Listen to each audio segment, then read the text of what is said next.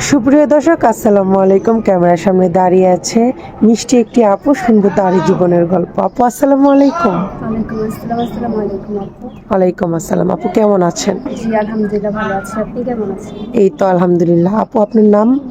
আমার নাম পায়েল। কোথায় থেকে এসেছেন? আমি চাঁদপুর থেকে এসেছি আপু। বয়স? 20 বছর। পরিবারে কে কে আছে?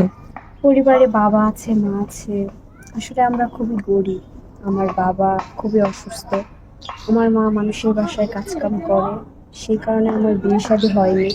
আমার বাবা মা যখন আমার বাবা কাজ করতে পারতো তখন আমার বাবা আমাকে এসএসসি পর্যন্ত পড়াশোনা করিয়েছে। আপনি তো এসএসসি পর্যন্ত হ্যাঁ, লেখাপড়া এসএসসি করেছেন? পর্যন্ত হ্যাঁ। পড়াশোনা করেছি। আসলে আমাদের জীবনটা অনেক কষ্টে কেটেছে, সেজন্য আমি আর পড়াশোনা করতে পারি নাই। বাবা এখন আর কাজ করে না? বাবা কাজ করতে পারে না, বাবা অসুস্থ। মা আচ্ছা। কাজ করে, মা মানুষের এখানে টুকটাক কাজকর্ম করে আমাদের সংসারটা চালাচ্ছে। আপনার ভাই নেই? না, আমার কোনো ভাই নেই। আমার একটা বড় বোন ছিল, তার বিয়ে হয়ে গেছে, কিন্তু তার সাথে আমাদের এখন কোনো যোগাযোগ নেই। সে আমাদের সাথে কথাবার্তা বলে না। ও আচ্ছা, সেটা। এখানে একটা কথা কি আপু, পরিবারে যদি বড় ভাই না থাকে, বাবা বয়স্ক হয়, সংসারটা এমনি তো অনেক কষ্টের হয়ে যায়। যেহেতু আপনার মা কাজ করে আপনাদের সংসার চালায়, তার মানে আপনাদের পরিবারটা অনেক কষ্টে কাটছে।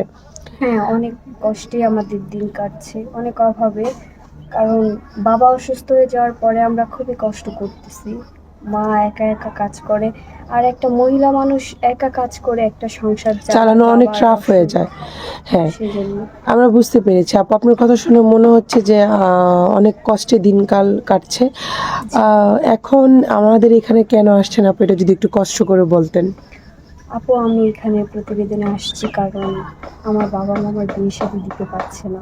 যেহেতু আমরা খুবই গরিব, যৌতুকের অভাবে? টাকা পয়সার জন্য আমার বিয়ে শাদী হচ্ছে না। আপনাদের এখানে আসছি, যদি আমি কোনো ভালো মনের একজন জীবন সঙ্গী পাই, যদি সে আমার দায়িত্ব নেয়, সারা জীবন আমার পাশে থাকে, তাহলে আমি তাকে বিয়ে করতে রাজি আছি। তার সাথে সারা জীবন থাকতে চাই। সেরকম একজন ভালো মনের মানুষ চাই। আর তার বয়সটা যেরকমই হোক, বয়সটার জন্য কোনো বেটার না। সে যদি দ্বিতীয় বিয়ে করে থাকে আমার কোনো সমস্যা নেই। হ্যাঁ, কারণ আমি জীবনে একটা অনেক ছেলে কষ্ট- 4টা বিয়ে করতে পারে যদি হ্যাঁ, 4 বোর সেটা সমান ভাবতে অধিকার চাই। দিতে পারে, তাই না আপু? জি। আর যদি সমান অধিকার না দিতে পারে, অযথা কোনো মেয়ের জীবন নষ্ট করার রাইট কারণ নেই, আমরা যতটুকু জানি। তো আপু, এখানে আপনার ভিডিওটা ছাড়ার পর অনেক দেশ বিদেশ থেকে ভাইয়েরা কল দিবে। যদি কোনো প্রবাসী ভাই আপনার দায়িত্ব নিতে চায়, আপনি কি ইচ্ছুক? জি, আমি রাজি আছি। কারণ এই প্রবাসীদের মন অনেক ভালো থাকে। হ্যাঁ, আমি এটা অনেক আগেও শুনেছি। কিন্তু আপু, ও যদি আমাকে বিয়ে করতে চায়, যদি ও আমার দায়িত্ব নিতে চায়, তাহলে ও আমার সাথে সারা জীবন থাকবে। ও আমাকে কখনোই কষ্ট দেবে না।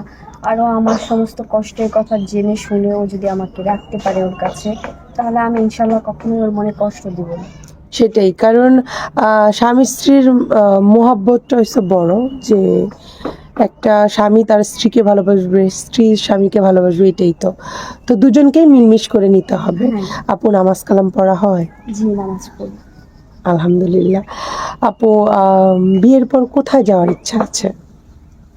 বিয়ের পরে যদি আল্লাহ তাআলা আমাদেরকে হেফাজত দান করে, তাহলে আমার তার সাথে সৌদি আরবে যেয়ে হজ করার ইচ্ছা আছে। মাশাল্লাহ মাশাল্লাহ, আপনার কথা শুনে অনেক ভালো লাগলো। আপু, যদি কোনো ছেলে আপনাকে বিয়ে করতে চায়, তার যদি বাচ্চা থাকে, আপনার কোনো সমস্যা আছে? না আপু, আমার কোনো সমস্যা নেই। কারণ তার বাচ্চা থাকলেও আমার কোনো সমস্যা নেই। তার যদি কোনো দ্বিতীয় স্ত্রীও থাকে তাহলেও আমার কোনো সমস্যা নেই। কারণ সে যদি আমাকে রাখতে পারে তাদের সাথে, আর সে যদি সবাইকে একই রকমভাবে দেখে, তাহলে আমার কোনো সমস্যা নেই। আর সে যদি একজনের সাথে ভালো ব্যবহার করে, একজনের সাথে খারাপ ব্যবহার করে, তাহলে এটা তার নিজের কাছেও তো খারাপ লাগতে পারে। হ্যাঁ আপু, আপনার কথা শুনে ভালো লাগলো।